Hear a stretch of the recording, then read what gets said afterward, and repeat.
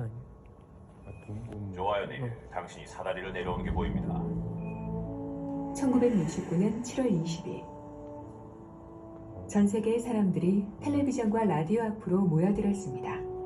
모두가 곧 인류 역사의 길이 남은 순간을 목격하리라는 것을 알고 있었죠. 달 표면에서의 생방송 말이죠. 나는 이제 달 착륙선에서 내립니다. 한 사람에게는 작은 한 걸음에 불과해도 우리 인류에게는 거대한 도약이 될 겁니다. 우주인들이 달에 첫 발을 내디딜 때 전 세계가 환호했어요. 하지만 우주인들을 달에 보내기 위해 얼마나 많은 노력이 필요했는지 아는 사람들은 몇 안 되었죠. 이 두 명의 아폴로 11호 우주인은 10년 넘게 노력해온 거의 40만 명의 사람들 중 2명에 불과했어요. 그런데 어떻게 사람을 달로 보낼 수 있었을까요? 도대체 얼마나 많은 노력을 기울여야 했던 걸까요?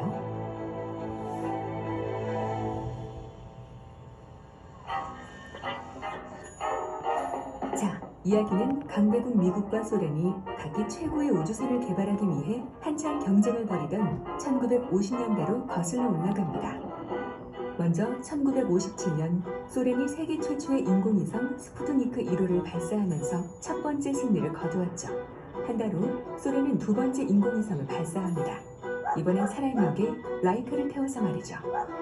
소련을 따라잡기 위해 많은 노력을 쏟은 미국은 다음에 그들의 첫 번째 인공위성 익스플로러 1호를 발사할 수 있었죠.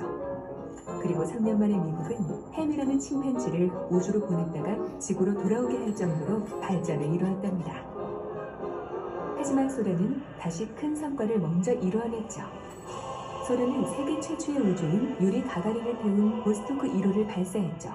가가린은 인류 최초로 지구 궤도에 올랐다가 지구에 돌아온 사람입니다. 그로부터 한 달도 채 지나지 않아 앨런 셰퍼드가 미국인으로는 처음으로 우주에 다녀왔죠.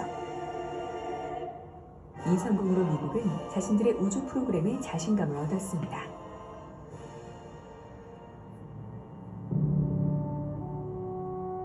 미국은 60년대가 끝나기 전에 달에 우주인을 보냈다가 무사히 돌아오게 하는 우주 프로그램을 성공시키기 위해 전력을 다해야 합니다. 다른 어떠한 우주 계획도 인류에게 이보다 강렬한 인상을 심어줄 수 없을 것입니다. 또한 이보다 우주 탐사를 위해 더 중요하지는 않을 것입니다. 자, 나사가 인간을 달에 보내기 위해서 어떻게 준비를 했는지 알아보기 전에 기본적인 것들을 배워보죠. 우선 달까지 거리입니다. 지구에서 달까지의 거리는 약 40만 킬로미터입니다. 태양계의 모든 행성들을 지구와 달 사이에 세워놓을 수 있을 정도로 먼 거리죠. 달은 약 27일에 한 번씩 지구 주위를 일정하게 돌고 있습니다. 달에는 공기가 없어서 숨을 쉴 수가 없죠. 그리고 태양이 비추는 쪽은 섭씨 127도씩이나 되어 무척 뜨겁습니다. 한편 그늘진 반대쪽은 영하 173도로 무척 춥고요. 그래서 우주인들을 이 먼 거리를 지나 혹독한 환경에서 버틸 수 있게 하기 위해 나사는 도대체 어떤 계획을 세웠을까요? 그건 바로 달까지의 여행을 여러 단계로 나누는 것이었습니다. 첫 번째 단계는 지면으로부터 떠오르는 것이었죠.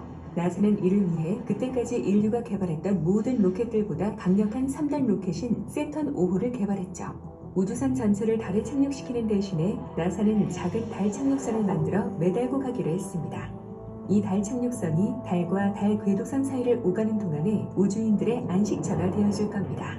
다음으로 나사는 이 여행이 얼마나 걸릴지를 따져봤습니다. 그들의 계산으로는 달까지 가는데 4일이 걸렸습니다. 그러니 우주선은 3명의 우주인들이 4일 동안 먹고 마실 음식과 공기, 달까지의 연료를 실을 수 있어야 했죠. 그리고 지구로 돌아오는 4일 동안도 생각해야 합니다.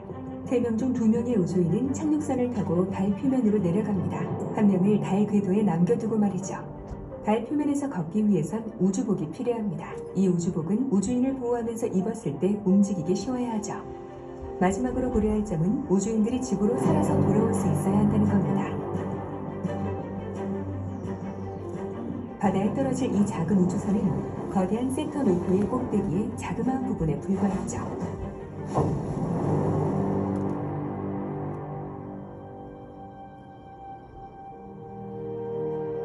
이 위대한 계획이 바로 아폴로 계획이었습니다. 일단 계획이 진행되자 나사는 시험 조종사들 중 제일 우수한 사람들을 골라 우주인으로 선발하기 시작했죠. 1963년 맨 처음 선발된 우주인들이 가족들과 함께 휴스턴으로 옮겨왔습니다. 나사는 미션의 여러 부분들을 설계할 최고의 과학자, 엔지니어, 그리고 수학자들을 뽑았고 미국 내 많은 기업들과 대학에게 도움을 요청했죠. 우주인은 미국 전역을 다녀야 했습니다. 버지니아에서 달 착륙 훈련을 한 바로 다음 날 로스앤젤레스 항에서 해군과 함께 지구로 귀환하는 연습을 하는가 하면 또 며칠 뒤에는 휴스턴에서 우주복을 입은 채 실험 장치를 설치하는 연습을 해야만 했죠. 그리고는 플로리다의 케네디 센터에서 우주로 발사되었습니다. 그들의 새로운 시스템과 우주선을 시험해보기 위해서 말이죠. 지구 궤도에서 그들은 우주 유영을 하는 법을 배우기도 했습니다.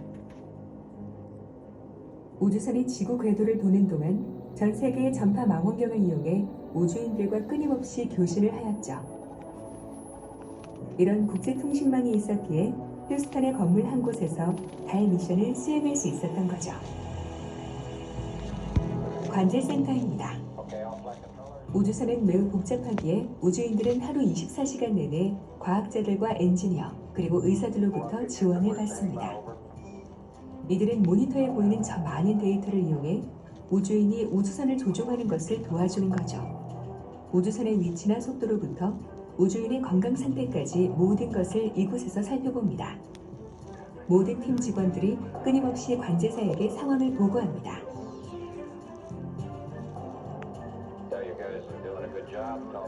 하지만 오직 한 사람만이 우주인들과 직접 교신할 수 있죠.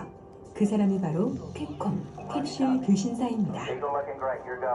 우주인들은 보통 다른 우주인과 이야기할 때 편해합니다. 그래서 보통 캡콤 역시 훈련받은 우주인인 경우가 많습니다. 우주인들이 훈련과 우주선 테스트로 정신없이 바쁠 때 누군가는 우주인이 달로 잘 가고 있는지 확인을 해야 하죠.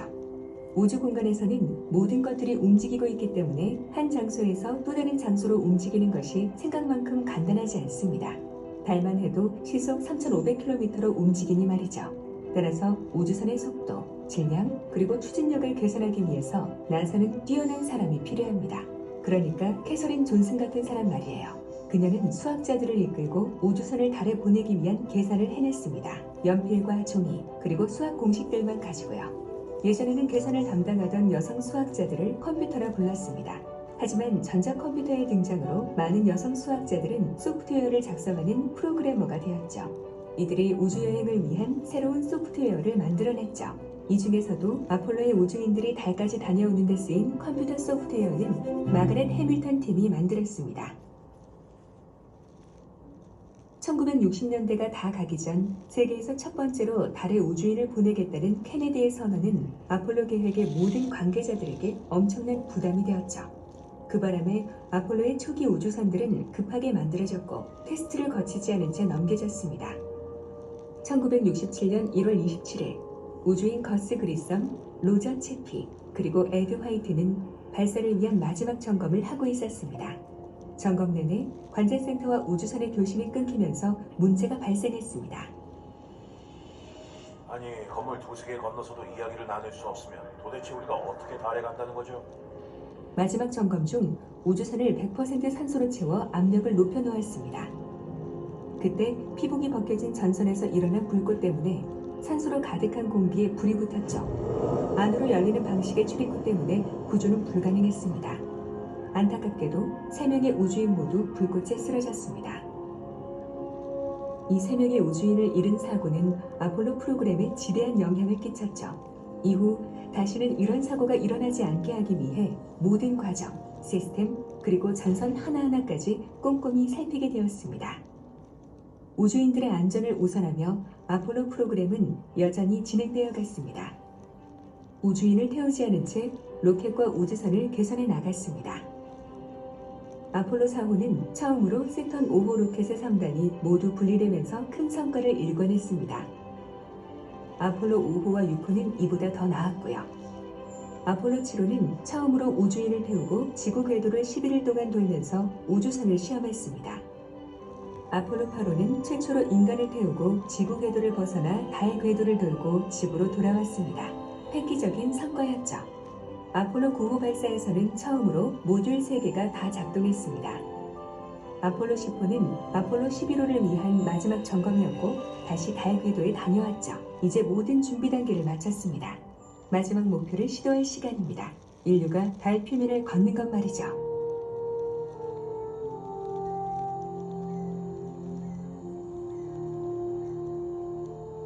1969년 7월 16일 플로리다의 케네디 우주센터입니다.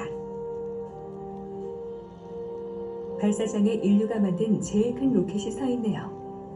높이가 111m나 되고 무게도 3,000톤이나 되는 세턴 5호입니다.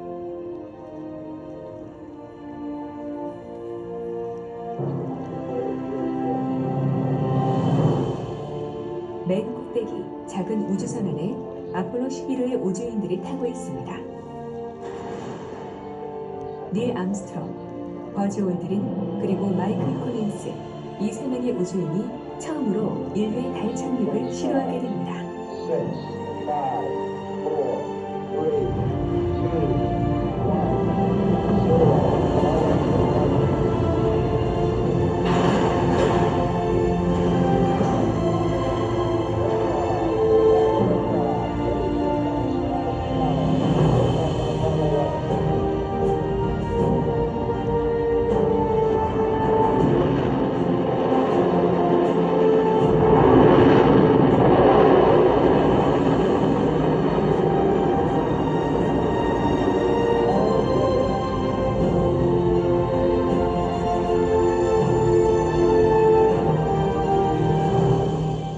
아폴로 11호, 여기는 휴스턴. 이제 VLA도 좋아요.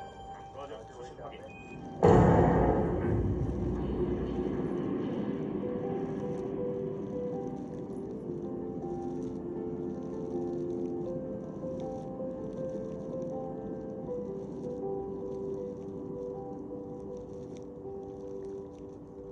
발사 후 사흘이 지나고 아폴로 11호의 우주인들은 우주선의 속도를 줄이고 달 궤도에 진입시킬 준비를 합니다.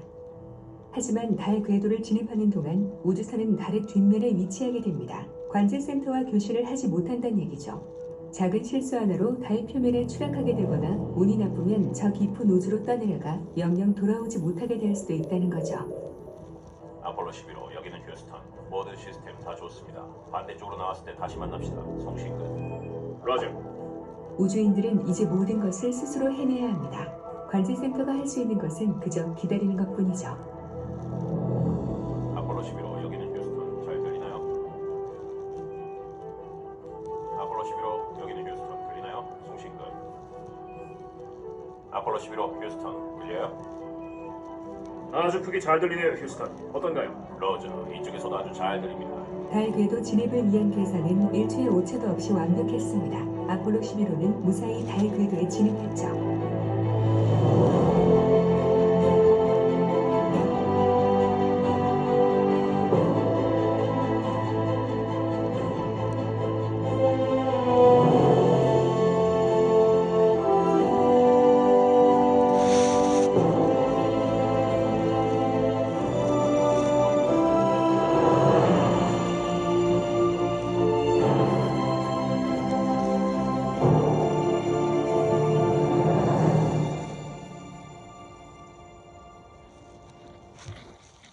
마치 사진을 보는 것 같네요. 하지만 미식 축구 경기를 직접 경기장에서 보는 것과 TV 화면으로 보는 것이 엄청나게 다른 것처럼 실제로 바로 여기서 달을 내려다보는 것을 대신할 수 있는 건 없을 것 같네요.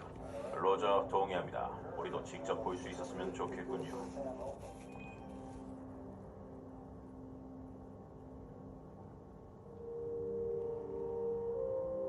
자, 이제 달에 착륙할 시간이 되었습니다. 닐 암스트롱과 버즈 올드린이 인류 최초의 달 착륙을 시도하기 위해 달 착륙선에 옮겨탑니다. 두 사람을 태운 착륙선이 내려가면서 마이클 콜린스는 궤도선에 홀로 남았습니다. 어쩌면 혼자 지구로 돌아가게 될지도 모른다는 것을 콜린스는 잘 알고 있었죠. 이 시점에서 일어날 수 있는 결말은 세 가지였습니다. 무사히 착륙하거나, 중도에 포기하거나, 아니면 달 표면으로 추락하는 것이었죠. 관제센터에서 짐 크런치의 책임하에 착륙선의 모든 상황을 예의주시하고 있었습니다. 자, 모든 관제사들 착륙선 하강 시작해도 좋습니까? 레트로 Go. 마이더 Go. 가이던스 컨트롤 텔콤 GNC 이콤 Go. 서전 캡콤 하강 시작해도 좋습니다. 이그로 상태 좋습니다. 하강 시작하세요. 라자, 알겠습니다. 착륙 시작. 3000피트 상공.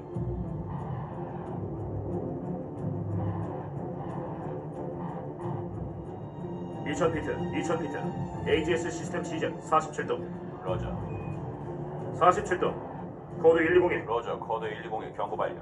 경보가 울리고 컴퓨터에 뭔가 문제가 생겼습니다. 착륙을 계속해야 할지 포기해야 할지 관제센터는 짧은 시간 내에 결정해야 합니다. 계속하기로 결정했습니다. 암스트롱은 달 착륙선이 원래 계획되어 있었던 착륙 장소를 벗어나 암석 지대로 향하고 있다는 것을 깨달았습니다. 700피트 상공. 하강 속도 21 33도 암스트롱은 자동 착륙 컴퓨터를 해제하고 직접 조종하기 시작했습니다. 540피트 상공. 하강 속도 30도 하강 속도 15. 그동안 받은 훈련이 빛을 발할 때입니다. 암스트롱은 착륙에 적당한 평평한 곳을 찾으려 했지만 착륙선의 연료가 떨어져 가고 있었죠. 30초 남았습니다. 30초 후에는 포기해야 합니다. 하강 속도 0.5.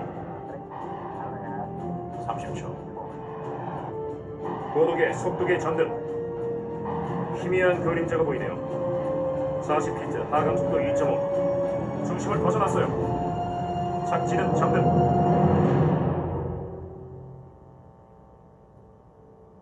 휴스턴, 여기는 고요의 기지. 이글호 착륙했습니다. 로저 착륙 확인했습니다. 많은 사람들이 숨죽이며 기다리고 있었어요. 이제 좀 편히 숨쉬겠네요. 고마워요. 우리가 고맙죠. 자, 이제 우리는 좀 바쁠 거예요. 콜롬비아 선명하게 잘 들립니다.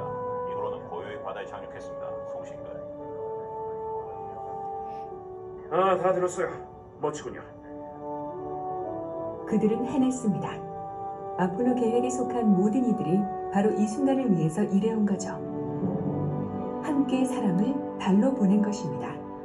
그리고 아폴로 계획이 최초로 달 착륙을 이루어냈습니다. 지구에서는 5억의 인구가 닐 암스트롱이 사다리를 내려와 처음으로 달 표면에 발을 내딛는 모습을 지켜봤죠. 한 사람에게는 작은 한 걸음에 불과해요. 우리 인류에게는 거대한 도약이 될 겁니다.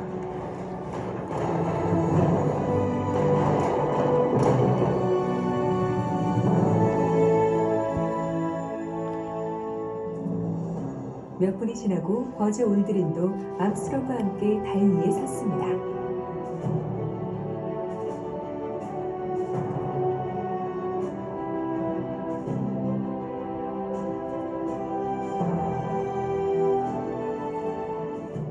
두 사람이 달의 경치를 즐길 시간은 없었어요.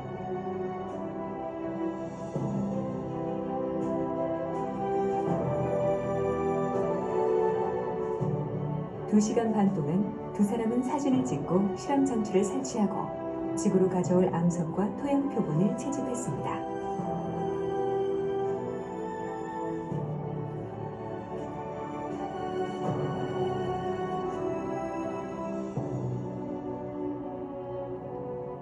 아폴로 11호는 인류와 우주와의 관계를 획기적으로 바꾸었습니다. 인류는 이제 지구를 벗어나 우주 공간으로 나아갈 수 있다는 것을 보여줬고 우주를 탐험하기 위한 첫 발을 내딛었죠. 아폴로 11호의 새 우주인이 지구로 돌아온 후 그들은 바뀐 세상에서 축하받았습니다. 그들은 영웅이 되었죠.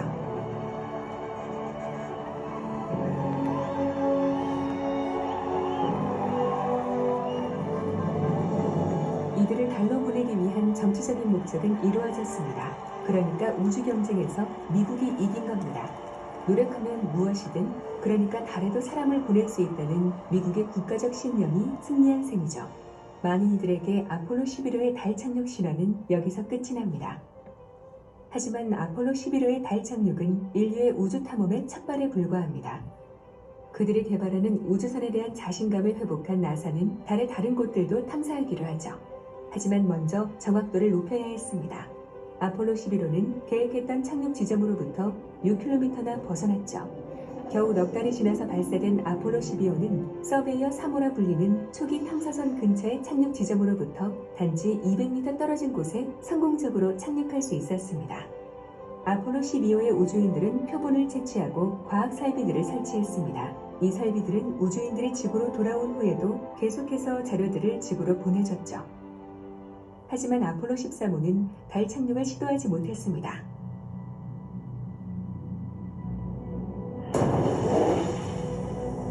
오케이, 휴스턴. 문제가 하나 생겼습니다. 오케이, 아폴로 13호 대기하세요. 우리가 살펴보고 있습니다. 발사 초기에 산소 탱크가 폭발하는 바람에 우주인들은 미션을 포기해야만 했습니다.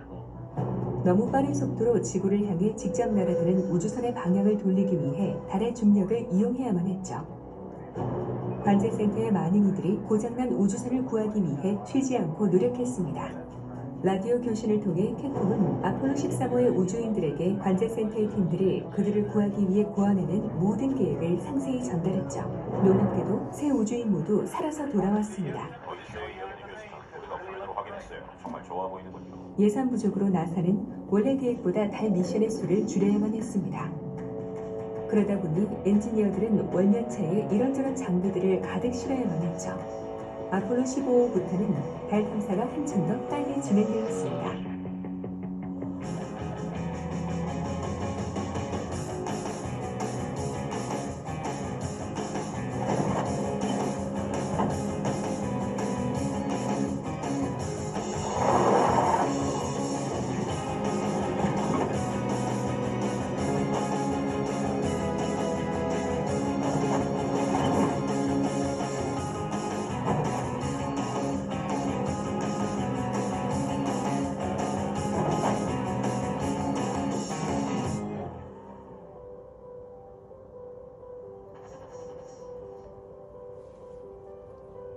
초기 우주인들은 대개 공학자들이었기에 이런저런 실험 장비들을 설치하는 것에 익숙했습니다.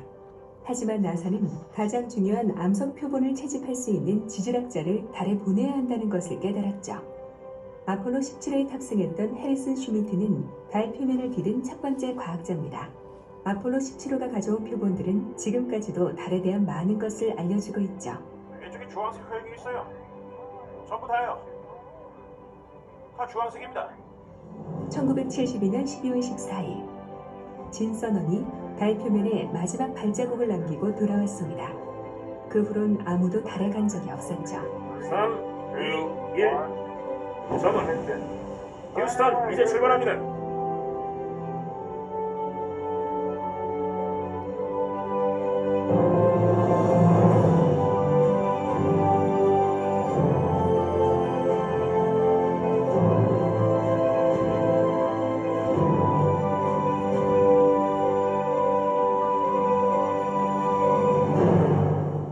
돌이켜보면 이 모든 것들이 50년이나 전에 가능했다는 것이 믿기지 않습니다.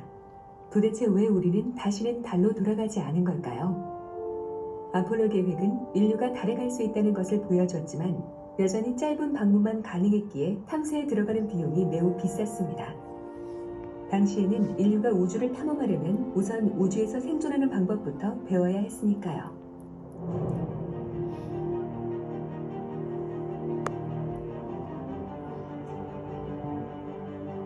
아폴로 계획 이후로 우주인들은 지구 저궤도에 머물렀습니다. 소련의 미르나 미국의 스카이랩 같은 소형 우주 정거장의 개발이 우주 공간에서의 생존을 위한 기술 개발의 선구자 역할을 했죠. 그리고 더 많은 나라들이 우주 프로그램을 개발하기 시작했죠. 15개 나라가 모여 국제 우주 정거장 ISS를 만들었습니다.